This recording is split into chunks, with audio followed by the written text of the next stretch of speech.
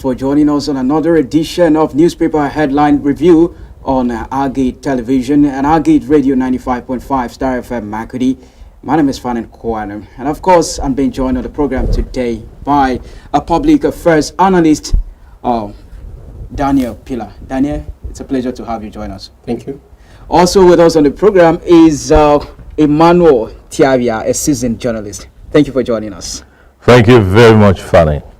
Instagram and the socials. Of course, you can listen to us if you log in onto www.agateradio.tv.com or download our Android app in the Google Play Store. All right, so without further ado, we'll start with the first paper of the day, which is the Vanguard newspaper. And then in the Vanguard newspaper this morning, there is a banner headline: Value of unsold goods rises 357.6% to 1.24 trillion naira, and this is coming from the Manufacturers Association of Nigeria. And then above, tell us Tinubu's policies killing Nigerians, and this is coming from Atiku. All right, Tinubu, Sanwo-Olu to Nigerians: times are hard, but things will get better.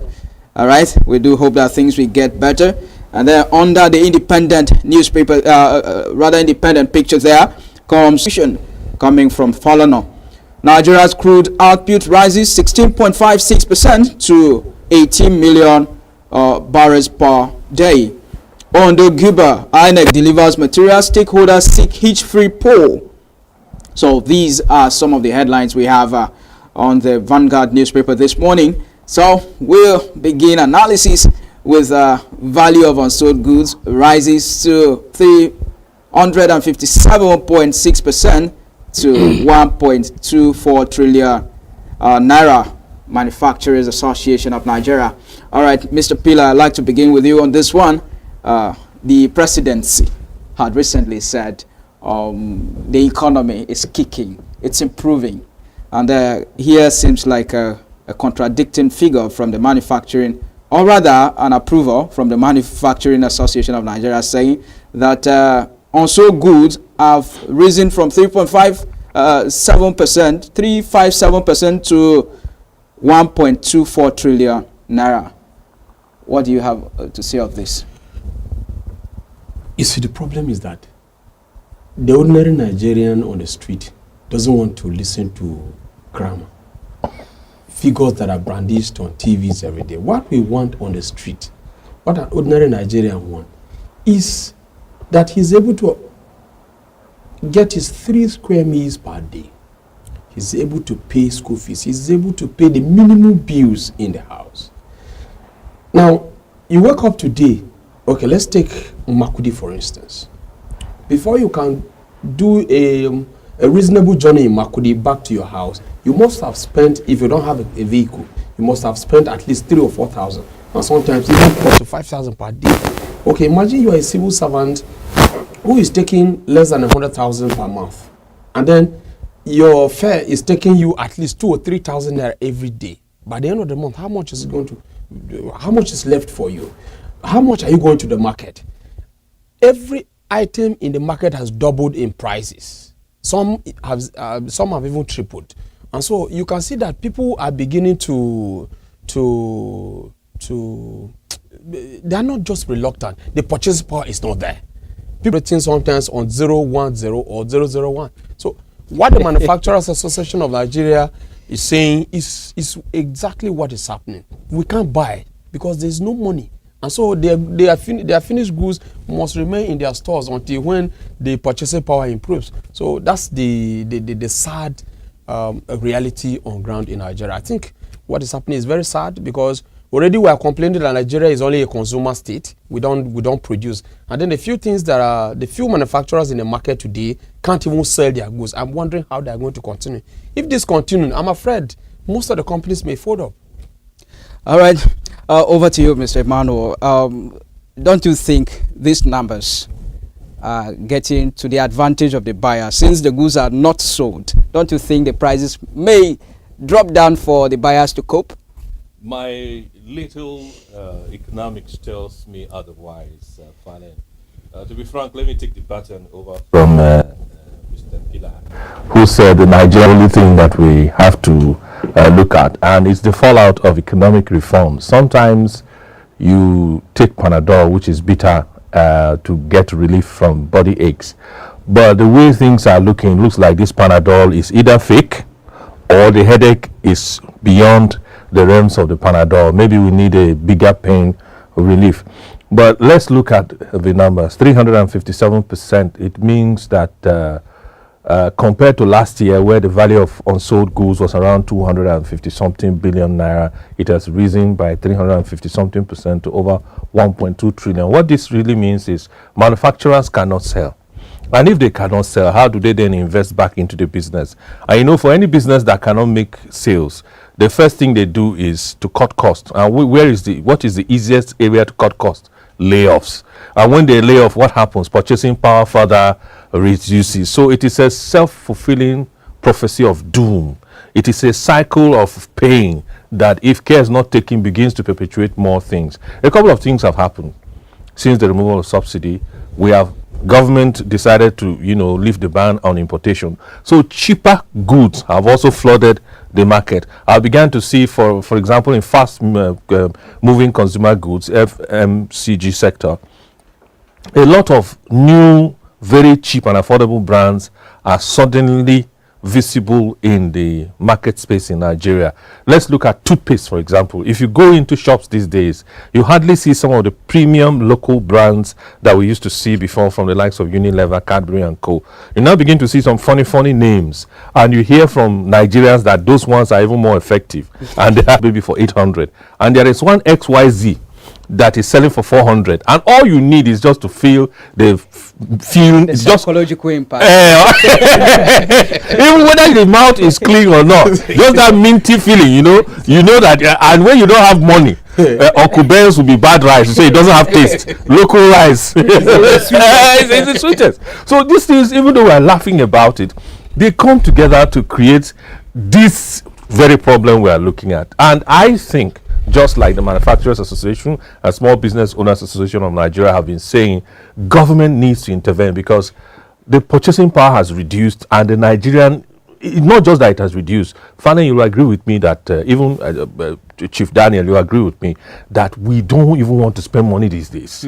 We are scared because you don't know where the next one is coming from. Yeah. So once it leads into, from inflation, we'll go into economic depression and recession. Inflation, depression, recession. All right. One would want to 3 billion naira on alternative energy sources. Yes. So that's one of the issues we're also talking about. In less than 6 weeks, the national grid has collapsed for over 6 times. So do you think this kind of scenario is going to improve the economy anytime soon? Because I see Tinubu, Sanwo-Olu to Nigerians, times are hard, but things will get better. So will the things really get better? Grammar. You see, I suspect, I may be wrong anyway, but there is nothing like a national grid collapse. Okay. What I suspect is that I think some people who are working it out, I'm sorry, but I think that they are manipulating this. With all the reforms we hear on the radio and we say in the newspapers every day, you wake up and a country like Nigeria is telling you a national grid has collapsed. Today it will happen, tomorrow, within a week it's happening 3 or 4 times. Is that should we be talking about that at this stage, having put so much money? And then the final consumer is the man who pays the bills in his house for power. You see that tariff has increased so much that if you are using a prepaid meter, I don't think 1,000 naira is more than 4 units now. I don't think it's more than 4 units. And how does it last? And so you are charging us very high, and yet you can't even supply this power. And if the ordinary person like this is going to pay as high as this, then imagine what a company, a manufacturer is going to pay, because they have heavy machines, they have heavy equipments that need light. This light is not there. The power is not there. When the power is not there, they have to make alternative arrangement. These alternatives are very costly most times. And so if we don't supply power at an affordable rate for manufacturers for Nigerians. And I want to take a cue from Mr. Taya. The federal government will need to come in. But then there is a question. How long is the federal government going to intervene? I think that there should be deliberate policies to help these people to stabilize the economy. Yeah, he said correctly that sometimes economic policies come very harshly, but the end result is good. But this one is dragging too long. We are suspecting that where we are headed, we don't know at the moment.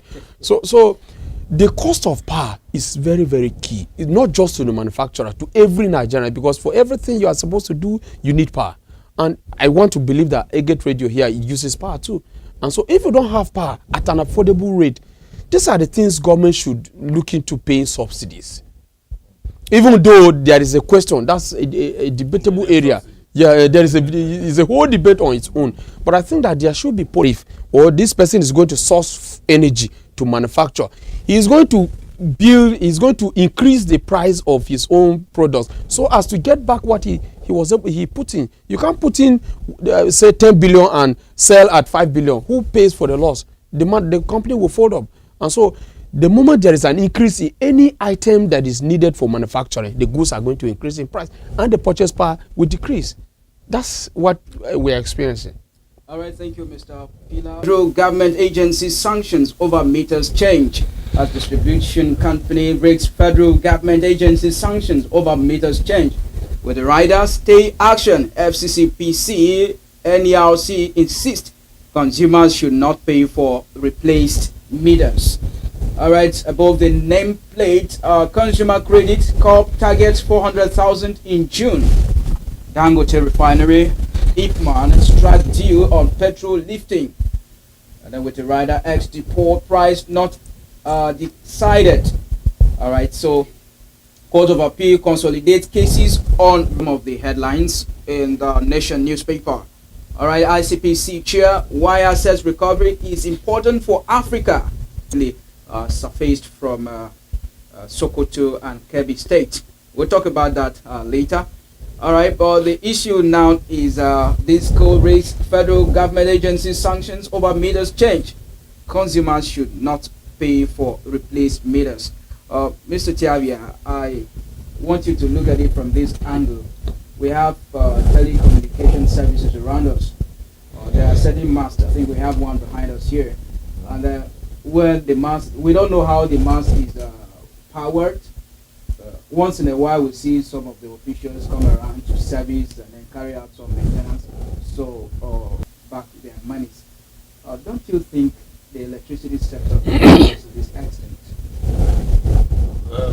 Fanny, this is a question of when the foundation be destroyed, what can the righteous do? Yes. The foundational issues in that sector are the problems of the sector. Okay. How the privatization was done is not the same with what happened in the telecommunication sector.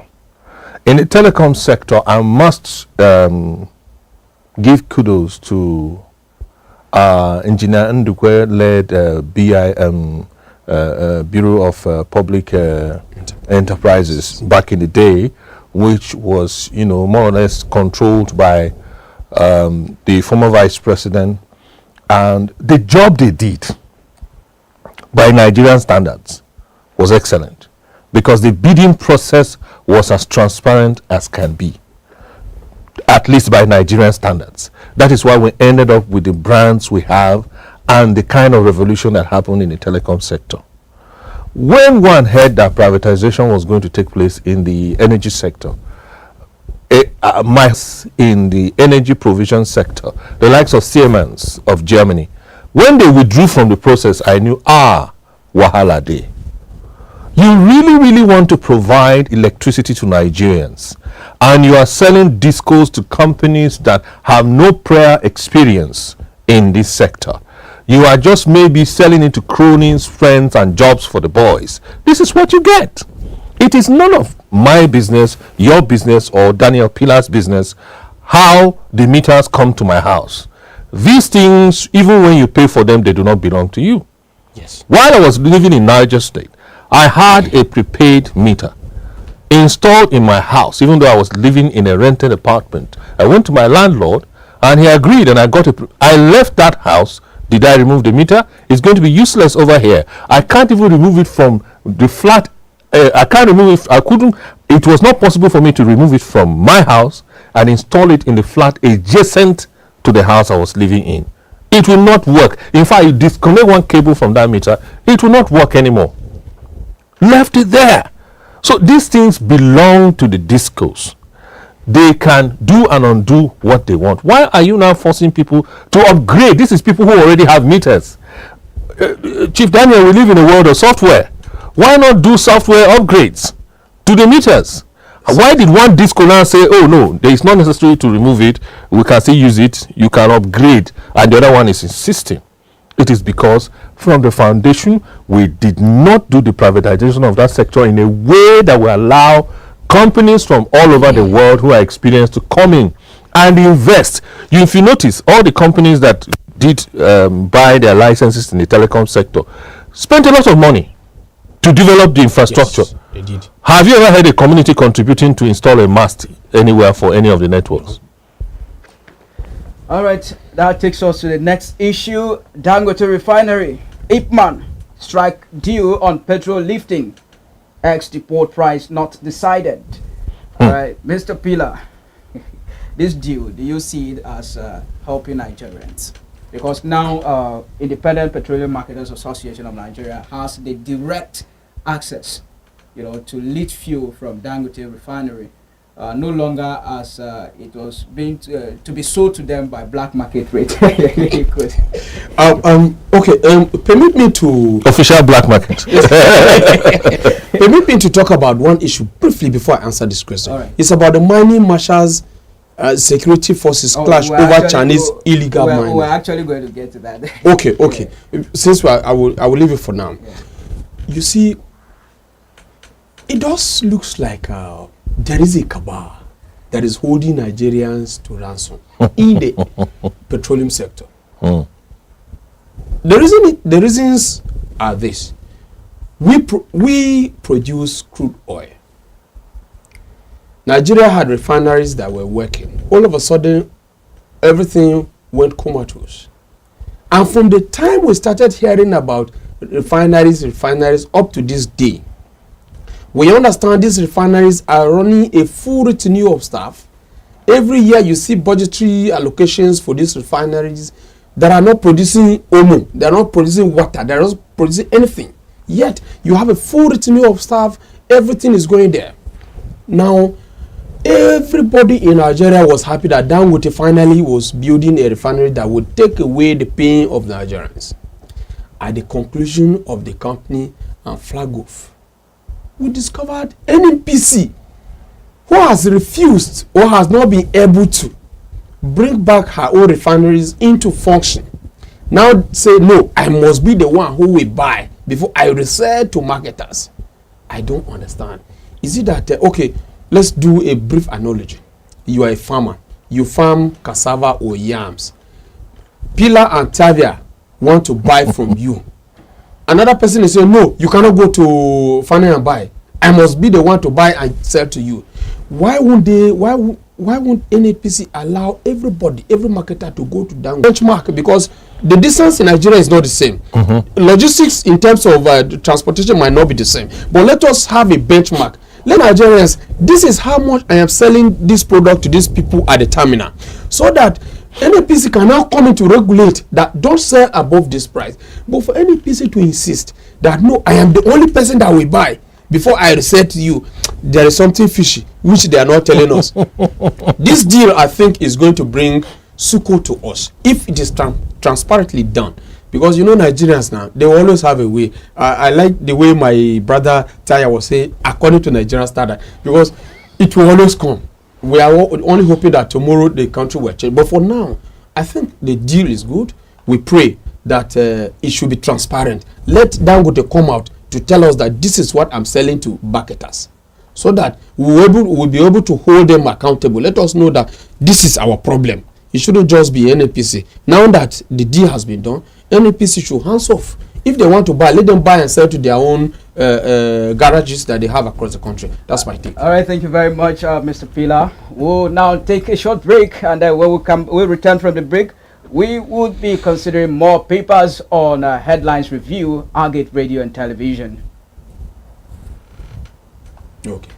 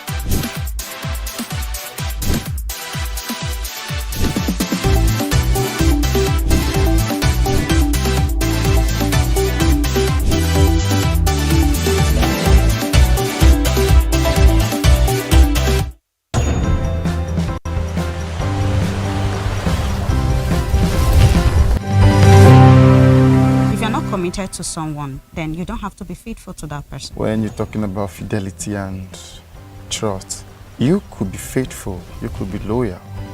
And if your partner feels or perceives you are not, does that mean you are not? Appearance could make someone not be faithful. Sometimes you have a partner that don't really look at the needs, your needs. I'm talking about the financial aspect. Doesn't look at your needs, and then there's someone that sees needs. The lady in you is screaming, needs.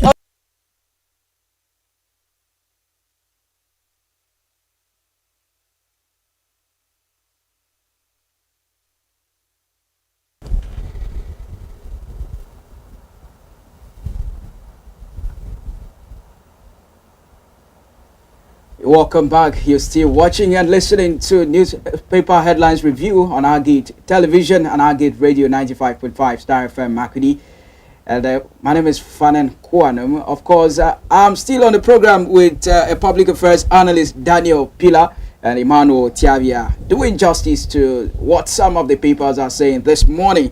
All right, before we took that break, we were looking at the Nation newspaper. But just before we move to another newspaper, Mr. Pila, you had wanted to comment on mining Mashal security forces clash over Chinese illegal miners arrest in Kebbi. Nigeria is I don't want to use the word funny country because Wild West. because we have to be patriotic a bit. Yes, that's why I don't want to use the word. You see, you get people who come into this country. I don't know how they get into the country. They don't have papers. They are untouchable. They are moving with security agents. They are into hinterlands, mining all manner of mineral resources. Sometimes they go and even eject the locals. Because if they produce a license they have brought from Abuja, from the Federal Ministry of Mining and whatever. Now, these people, even where there are crises, and there's something very strange. Anywhere mineral resources are discovered, anywhere, you find a terror group emanating from that place. Zamfara Kebbi. The locals cannot go there, yet these people are in those places mining and nothing happens to them. Then someone I begin to think, what is happening? Is there any correlation? Because you find these people moving with security agents. Our own soldiers most times, because they don't use the police most times. They use the soldiers, and so people that have no papers to come into Nigeria are moving with our own security agents. Security agents are protecting them to go into the villages, to go into our hinterlands and mine gold, mine diamond, mine silver, mine whatever mineral resource they want. Even at the heat of crisis, you find these people go in and nothing happens to them. And so you begin to wonder why they can't. Okay, here in Benue, if you go to Kwande, for instance, the Mon district in Kwande has not been occupied for over 5 years today. Yet you find these foreigners going into that place. The locals can't go there. These people are IDPs in their own local government, in their own state. They can't go to their villages and farm. Yet, you find foreigners going into this place to mine gold and come out. You hear that mining has been banned in the state, yet go there and check. Has it really been banned? Is this still going on? So that issue has to be looked into. There is something they are not telling the ordinary Nigerian on the street, because it is very strange. It does appear a few persons or group of persons are the ones enjoying this thing.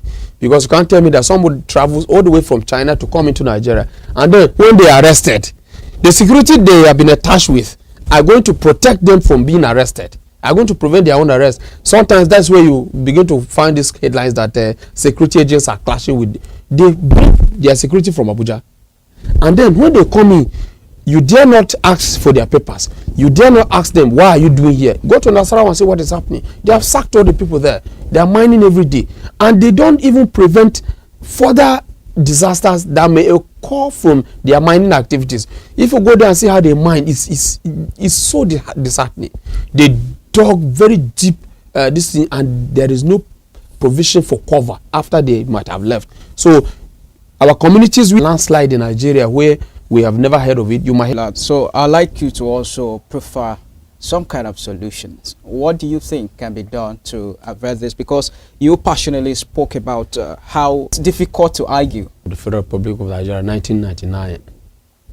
The Constitution says where we are sitting, if we discover gold here, it does not belong to you or me or the owner of this land. It belongs to the federal government. And that's where the problem starts. A comedian said, but if they discover a bull in your backyard, it is your own. It is your own. If they discover any contraband substance behind you, it's your own. But if they discover natural mineral, it's not your own. It is their own. So you are sitting in your house. Someone just come and flash a paper on you. It's a certificate. It's a permission from Abuja that he should come and mine. A license. He should come and mine. And you have no objection. You can't say anything because that certificate is given to him by the federal government. And so, sometimes, I feel that it will be difficult to change this. But federal government shouldn't just do this. It should be in collaboration with states. If you are giving someone a certificate to go and mine, let the governor, let the community, the traditional rulers, all of them should come together to agree, yes, so that even when you are gone, these people can still continue farming. Because they come and destroy farmlands. They destroy everything. So, that's number one. Number two, if the federal government is serious about insecurity, I am very sure that it will end. Because we see videos of bandits holding meetings, holding rallies. Why not use drones? The whole world has gone digital. Most of the time, you don't see people fighting war face to face. They are using digital equipment. So you can send drones to this place. With drones, you can monitor their movement. Drones can monitor their movement. So anytime they gather, you can just give them one this thing, and they are gone. So I think that even on that one, they are not serious. Because if they are serious, they can end banditry. These people, they live, they eat, they do everything that they want, and the security agents know. If they don't know, they should employ equipment that will let them know. Surveillance and intelligence gathering has gone digital. It shouldn't just be Mr. A should come and tell you something. Chief Fanem, before we move to the next newspaper, something I want to say is I'm not holding court for the federal government, but I have been following this issue. Win us away from over-dependence on crude oil. Nigeria is one of the most blessed countries, and the present minister of solid minerals and what have you, Dele Alake, has been, making moves and trying to bring about reform in the sector. It is one of the most unregulated sectors and underrated sources of income for Nigeria. This is where they're stealing us blind. Like Chief Pillar said, people are mining and taking away our natural resources and indirectly sponsoring insecurity in such areas. Dele Alake is going around the world trying to attract international corporations into Nigeria, because these are the guys that if they, and also we would be able to generate more revenue receipts, and at the end of the day they are big enough to go toe to toe with some of these terror organizations and deal them a deadly blow, so that the sector can become more organized, and maybe later Nigerians can also become more involved in a better regulated mining sector. So moving on to the Punch newspaper, petrol pump price may drop as Dangote marketers sign deal. Marketers begin loading at refinery. NNPCL ends 24 trillion naira annual fuel import, patronizes Dangote. And then we've dealt with that already. And then above there you have Ondo governorship poll. Parties perfect vote buying plans. Candidates may step down. And then where I see the national chairman of INEC picture there. Federal government spent 19 billion naira on presidential planes in 15 months. And this is coming from a report. Minimum wage earners exempt from payee tax panel. Minimum wage earners exempt from payee tax panel. All right, and we have Tinubu, Sanwo-Olu, Abiodun, former governors, Lord Bakare at 70. U.S. places $25,000 bounty on fleeing Nigerian on murder trial. Obaseki hands over to Okpebolo today. Pardons term inmates.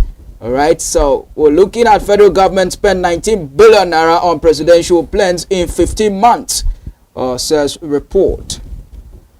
Over to you, Mr. Tiawia. 15 months, 19 billion naira. The figures are huge. The figures are huge. But looking at the exchange rate right now, 19 billion naira, how much is it in dollars? Okay. Yes, Yeah. and these repairs will be done in dollars.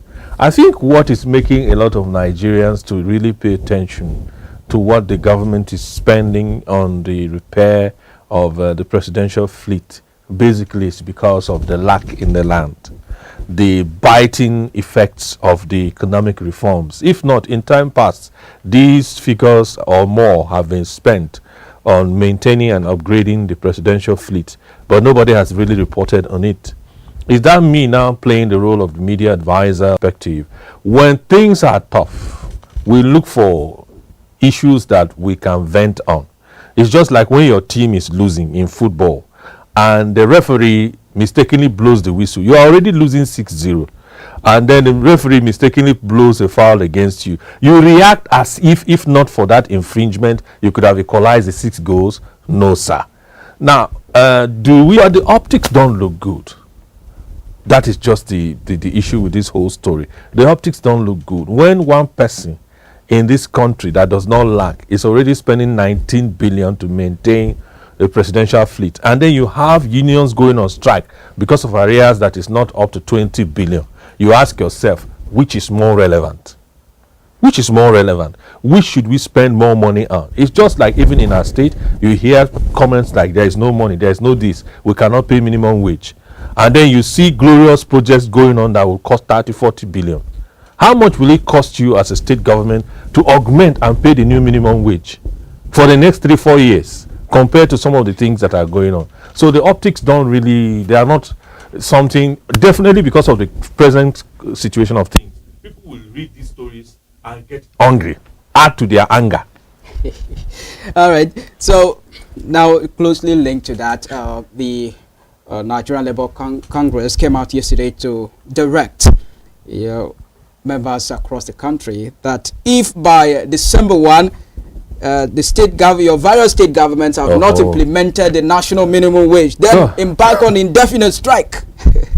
Do you see this call as justifiable? I will answer yes. Okay. And the reason is this. Since President Tinubu came on board, from day one, on May 29, he announced that subsidy was gone. That was a beginning of hardship in the country. On the other hand, with the removal of subsidy, allocations to states have tripled. Quadrupled. Of course, in some places, yes. And so, to the governors. So, I think that it is robbing Nigerians to pay the governors. That is what is happening. They have become very powerful people in the country. They have a lot of money. Agreed that states will not rely only on payment of salaries. But then it is a must because a worker deserves his wages. If a worker that was taking 30,000 naira per month was able to save 15,000, I bet you today he requires an additional 30,000 to add to what he is being paid to go to work and come back in a month. Just Not to to go talk to about work. yes, just to go to work. Congress that don't bite this time.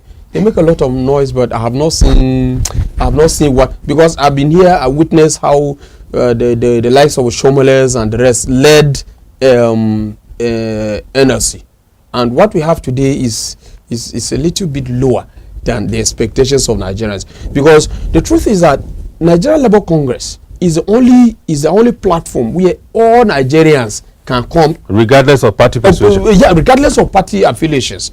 And so once they talk and they are serious, the federal government listens. Governors will also listen. Monies have tripled, so governors should not tell us that they don't have money.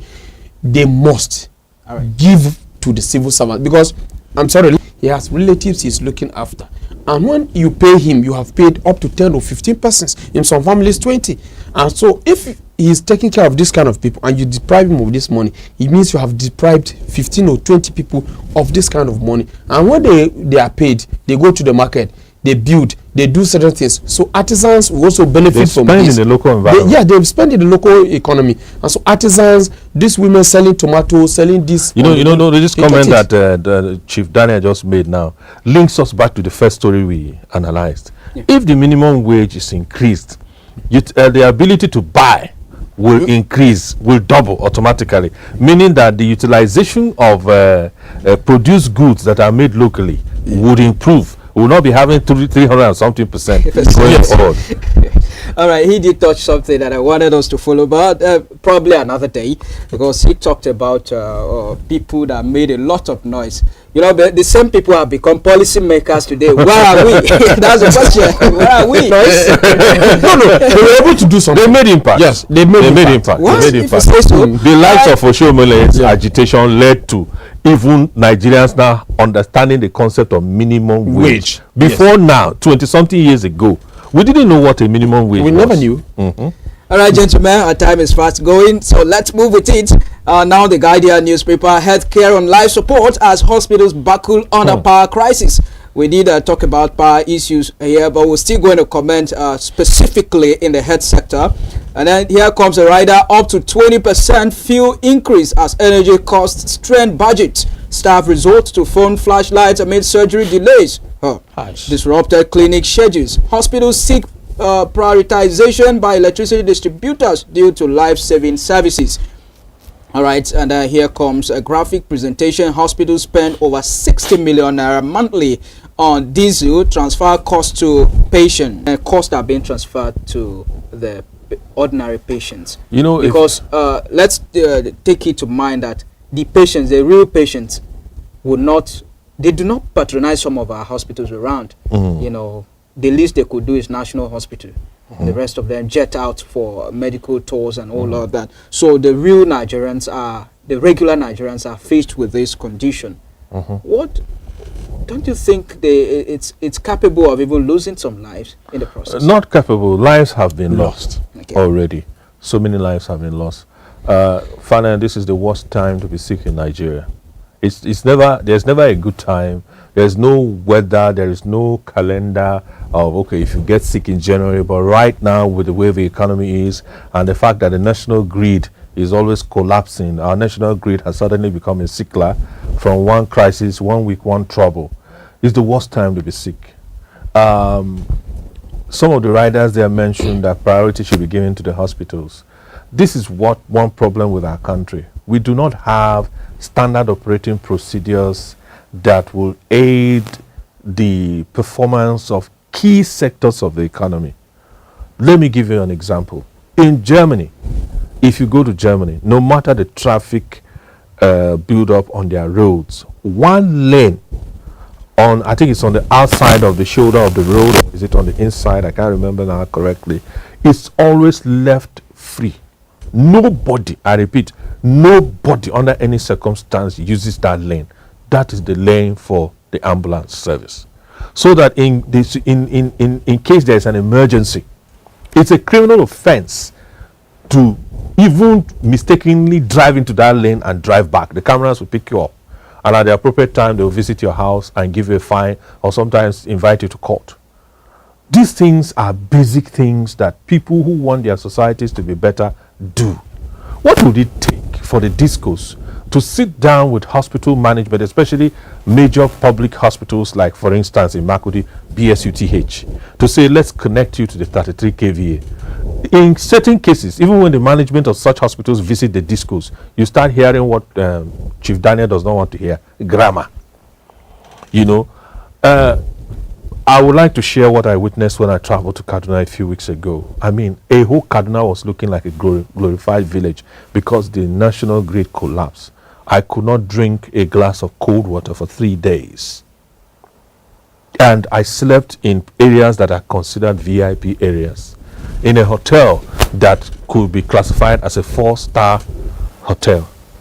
They said they have been using their gen for the past 3 weeks, and that they have decided to switch off all the ACs, all the fridges, because they are running at a loss. That is the impact of public utility power on business, on a high-class business. Now imagine hospitals in Kaduna. Imagine. It is true. People are operating with rechargeable lanterns. So now, if a patient in the hospital needs an oxygen defibrillator that needs light to work, Phone flashlight. this needs electricity to. The flashlight is useless. And if the hospital at that point does not have diesel to power the generator, and the person needs that defibrillator to supply oxygen to them, the person will go to meet the Lord. And in heaven, when they ask him, my brother, why are you here at this time? Our national grid collapsed. It's an emergency that needs to be paid attention to. But one thing I need to also talk about with relation to this national grid collapse is that as Nigerians, we also don't help matter. I just read of a scenario where boys were arrested and when they were pylons for electricity. You know, sometimes you just see these heavy pylons pass by a bush behind your village. They don't know that by just dismantling one, it will cost several states not to have light. All right, so over to you, Mr. Pillar. We just left with a minute to round off. So, what do you think? Because one of the writers here talked about budgeting. What do you think? Various now local governments are, more or less independent, and then state government. So, what do you think should constitute the budget for healthcare and these various tiers of government? If you ask me, healthcare and education and agriculture, I think these three should be given priority. And so we find ourselves in a country where we have a very huge budget. Very small percent of the budget is going to healthcare. Very small percent is going to education. Very small percent is going to agriculture. The chunk of it is going to, should I say people's pockets? I don't want to say that. So to me, at least our budget, 30 or at least 25% should go to healthcare. For local government, for state, and even the federal government, if they can do more, the minimum should be at least 25%.